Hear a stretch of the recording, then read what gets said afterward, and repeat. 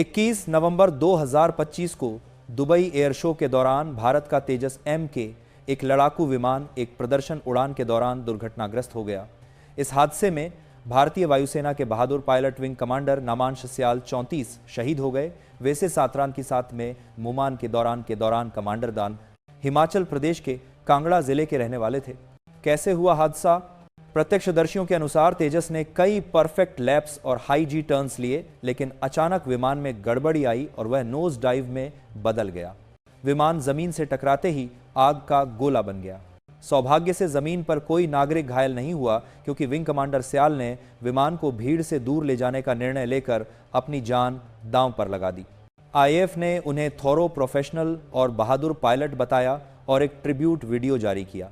वे अपने पीछे पत्नी, जो खुद भी विंग कमांडर हैं, 7 वर्षीय बेटी और माता पिता को छोड़ गए। क्या था तकनीकी कारण?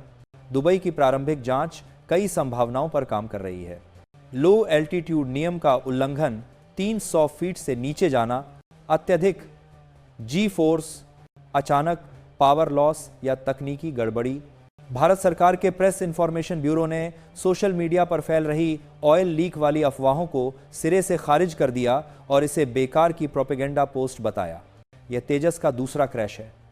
पहला मार्च 2024 में राजस्थान में हुआ था, जहां पायलट सुरक्षित बाहर निकल गए थे। क्या इसमें विदेशी शक्तियों का दबाव या साजिश जैसा पहलू है? सीधे तौर पर किसी साजिश का प्रमाण मौजूद नहीं है। आज एक ही साजिश के हार के, लेकिन अंतर्राष्ट्रीय रणनीतिक प्रतिस्पर्धा और हथियार बाजार की राजनीति को देखते हुए कुछ जियोपॉलिटिकल पहलू समझना जरूरी है।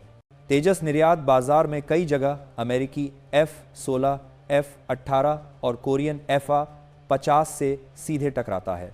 भारतीय तकनीक की बढ़ती प्रतिष्ठा अक्सर वेस्टर्न कंपनियों के आर्थिक हितों को चुनौती देती है। कई विश्लेषक, विशेषकर भारतीय रक्षा फोरम, मानते हैं कि अंतर्राष्ट्रीय मंचों पर भारत की बढ़ती पकड़ को कुछ पश्चिमी लॉबी पसंद नहीं करती, लेकिन यह सिर्फ भू रणनीतिक व्याख्या है, कोई सबूत आधारित आरोप नहीं। चीन पहले से ही तेजस मार्क AK के निर्यात मुख्यतः दक्षिण पूर्व एशिया में भारत को एक सीधा प्रतियोगी मानता है। 2025 में चीन ने पाकिस्तान को JF-17 ब्लॉक 3 की भारी सप्लाई दी, जिससे क्षेत्रीय तनाव बढ़ा।